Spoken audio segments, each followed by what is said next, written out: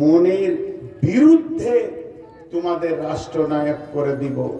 আল্লাহ তাবারক ওয়া তাআলা আমাদের মনের বিরুদ্ধে আমাদের রাষ্ট্রনায়ককে করে দেবেন। বিসমিল্লাহির রহমানির রহিম। ইল্লা তানসুরুহু ফাকাদ নাসারাহুল্লাহু ইয আখরাজাহুল্লাযীনা কাফারু সানিয়া সানাইনি ইয হুমা ফিল গার ইয ইয়াকুলু লিসাহিবিহি লা তাহজান ইন্নাল্লাহা মা'ানা ফাআনজালাল্লাহু সাকিনাতাহু আলাইহি ওয়া আইয়াদাহু বিজুনুদিন লাম তারাওহা ওয়া জা'আলা কালিমাতাল্লাযীনা কাফারুস সুফলা ওয়া কালিমাতুল্লাহি হিয়াল উলিয়া ওয়াল্লাহু আজিজুন হাকীম। দেখেন ভাই, আবার একটা আয়াত পড়লাম এবং এখানে কয়েকটি তথ্যবহুল কথা আছে, তবে আপনারা মন বসাতে পারছেন না। তার একটা কারণ যে সাইড থেকে একটা আওয়াজ আসছে। তো আমি আপনাদেরকে দুটি কথা বলছি, যারা এখানে বসে রয়েছেন মনটা এইদিকে রাখেন, আর যারা রাস্তায় দাঁড়িয়ে আওয়াজ করছেন, যদি কিছু বলার থাকে, আমি নূর মোহাম্মদ বলছি, আপনি সামনে আসেন, তা আমাকে বলেন। আমার ভুল হলে আমি ক্ষমা চাইব, আর আমারটা ঠিক হলে আপনি বুঝে নেবেন। বিধায় সাইডে কথা বলে সভাটাকে নষ্ট না করে আপনাকে ভাই বলে ডাকছি। হে আমার ভাই, আপনি এখানে আসেন, সবাই আমরা এক হয়ে যাব। আমার যদি ভুল থাকে, ভুলওয়ালা ব্যক্তি ক্ষমা চাইবে, এটা তো লজ্জার কিছু নয়। তো আমি আপনাকে দাওয়াত দিচ্ছি, সাইড থেকে সভাটা নষ্ট না করে আপনি এখানে আসেন। আমি আপনাকে ভদ্রভাবে বলছি, আপনার গালে আমার থাপ্পড় বসানোর দরকার নেই, আর আমার গালেও আপনার থাপ্পড় বসানোর দরকার নেই। ভুল হয়েছে, কারো একটা হয়েছে, যাই হোক, অতএব আপনি এখানে আসেন, আমি ডাকছি। আর আপনারা মন দিয়ে শুনেন। আর মন দিয়ে শুনবে কি করে, মানে মনটা তো ওইদিকে চলে যাচ্ছে। যদি আপনি না আসেন, তা আপাতত মুলতবি করে দেন, দিয়ে বাড়ি যান আপনারা। আমি খারাপ কথা কিছু বলিনি। আপনারা যদি চান এখানে আসেন, আমি আপনার সঙ্গে কথা বলবো, মিষ্টি সুরেই কথা বলবো। জি, এবার আল্লাহ কি বলছেন?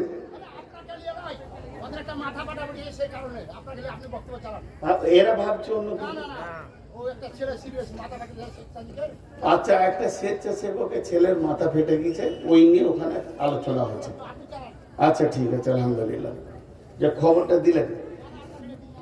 এখন আমি যে কথাটা আপনাদের সামনে এই আয়াতকে পড়ছি, এটা আমার শেষ আয়াত। আজকে যে তিনটে আয়াত পড়েছি তার মধ্যে এটা শেষ আয়াত। একটু ধৈর্য ধরেন, একটু সবর, একটু ধৈর্য। সেটা কি? ইল্লা তানফিরু ইল্লা তানসুরুহু ফাকাদ নাসারাহুল্লাহু ইদ আখরাজাহুল্লাযীনা কাফারু সানিয়া সানাইনি ইদ হুমা ফিল গার ইদ ইয়াকুলু লিসাহিবিহি লা তাহজান ইন্নাল্লাহা মা'ানা ফাআনজালাল্লাহু সাকিনাতাহু আলাইহি ওয়া আইয়াদাহু বিজুনুদিন লাম তারাওহা। আপনারা একবার মুখ খুলেন সবাই। এইটার যা ওজন, ওজন বলতে যে আমি এক হাতে ধরে আছি এই ওজন বলছি না, আপনারা বুঝতে পারছেন। এইটার যা ওজন আমরা কেউ বহন করতে পারবো? সবাই বলি পারবো?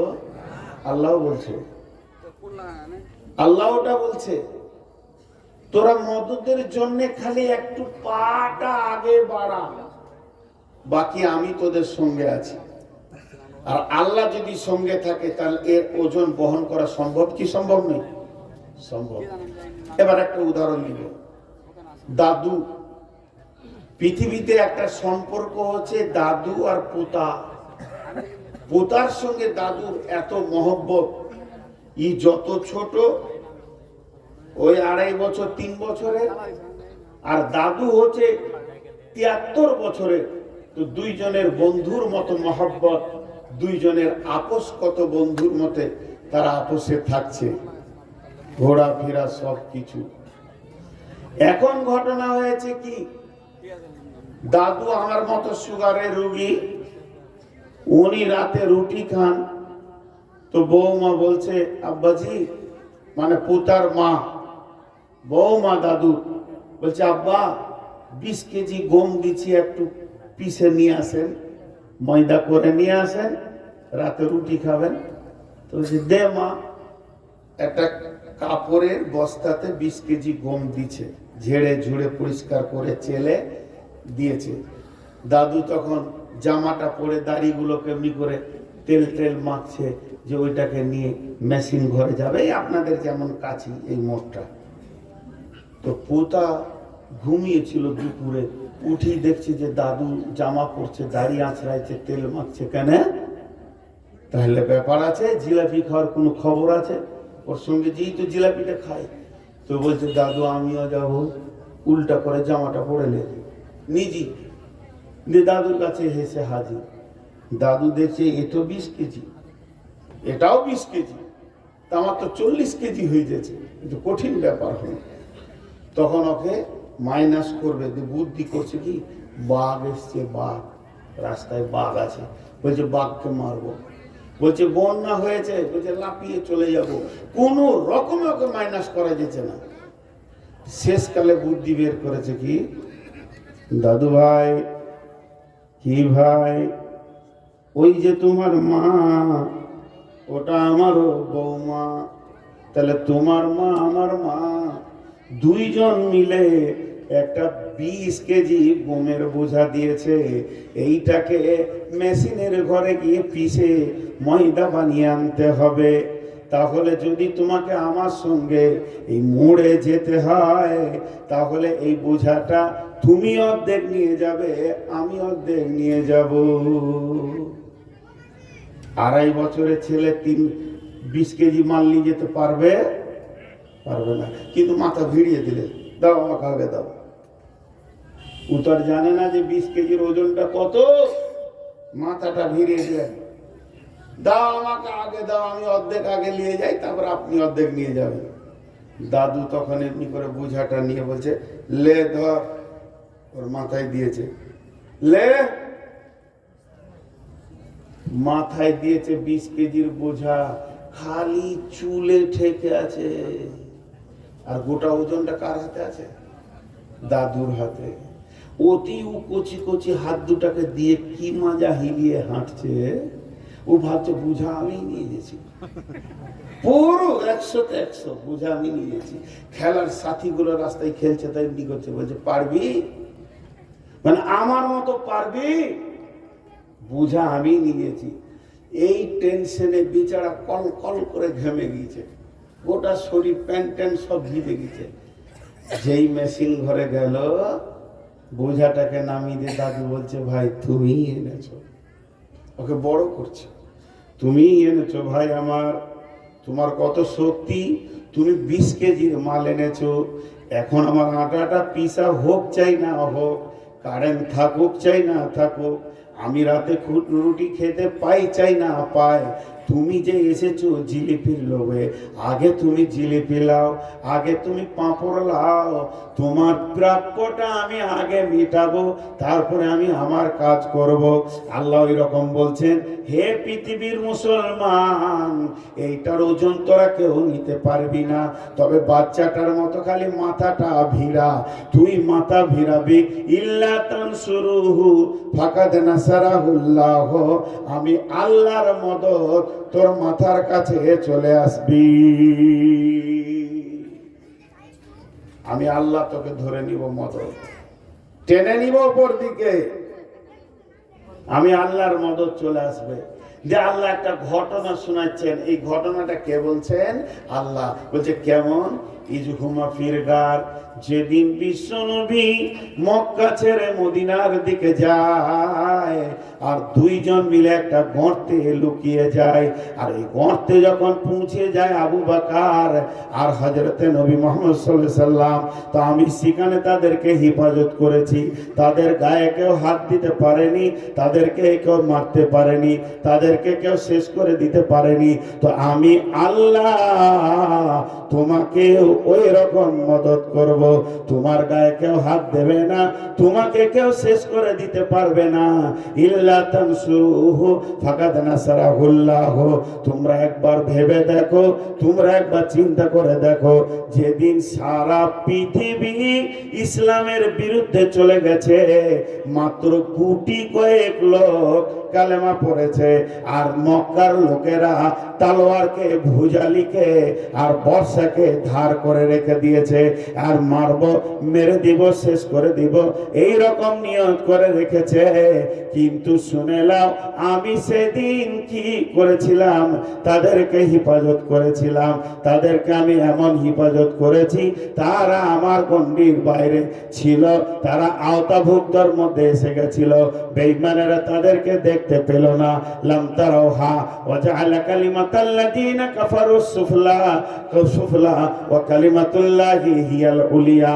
কাফের বেঈমানরা চিরদিন নিচে চলে গেছে, আল্লাহর কালাম উপর দিকে উঠেছে। আল্লাহু আজিজুন হাকীম, আমার আল্লাহ সূক্ষ্মদর্শী, বড় কৌশলবিদ, তিনি সমস্ত কৌশল তিনি জানেন। তো আজকের বক্তব্যে আমরা কি বুঝলাম? আজকের বক্তব্যে আমরা কি পেলাম? আজকের বক্তব্যে আমরা পেলাম, পৃথিবীটা আমাদের আসল ঠিকানা নয়, পৃথিবী আমাদের আসল জায়গা নয়। আমরা ধোঁকার ঠুলি নিয়ে পৃথিবীকে জড়িয়ে ধরে পড়ে আছি, আঁকড়ে ধরে পড়ে আছি।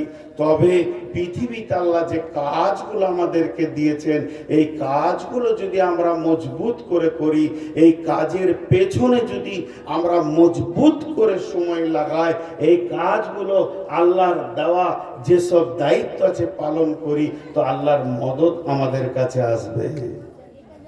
আর আল্লাহর মদদ যখন আসবে, তখন সব কাজ আসান হয়ে যাবে।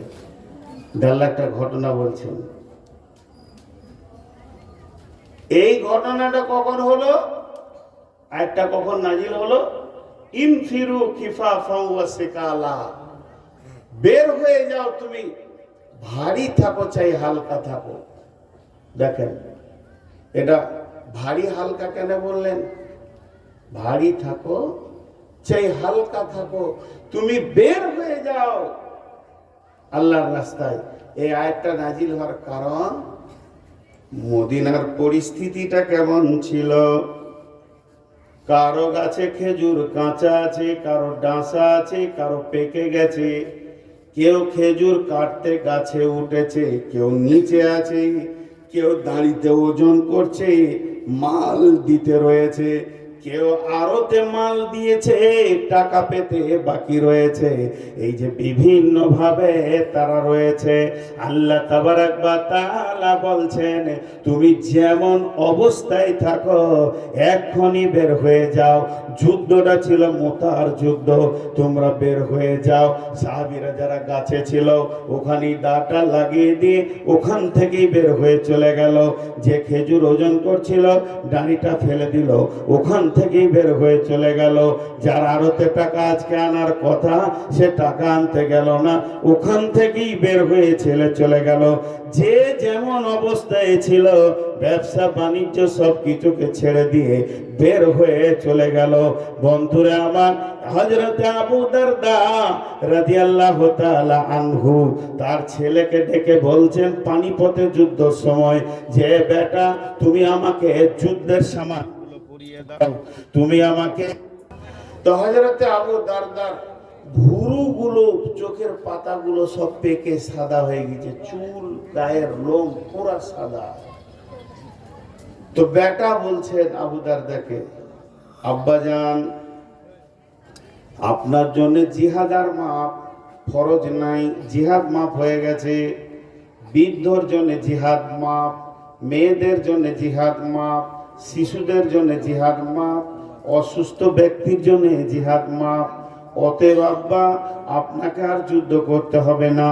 আর হযরতে আবু দারদা উত্তরে বলছেন, বেটা রে, কোরআনের আয়াতে আল্লাহ বলেছেন ইনফিরু খিফাফা ওয়া সিকাল। তো বেটা আমাকে চড়িয়ে দাও। তাকে যুদ্ধের সামান দিয়ে, ঢাল তলোয়ার দিয়ে ঘোড়াতে ধরে চাপিয়ে দেওয়া হলো। এত মুরব্বী বেচারা যুদ্ধ করতে বেরিয়ে গেলেন।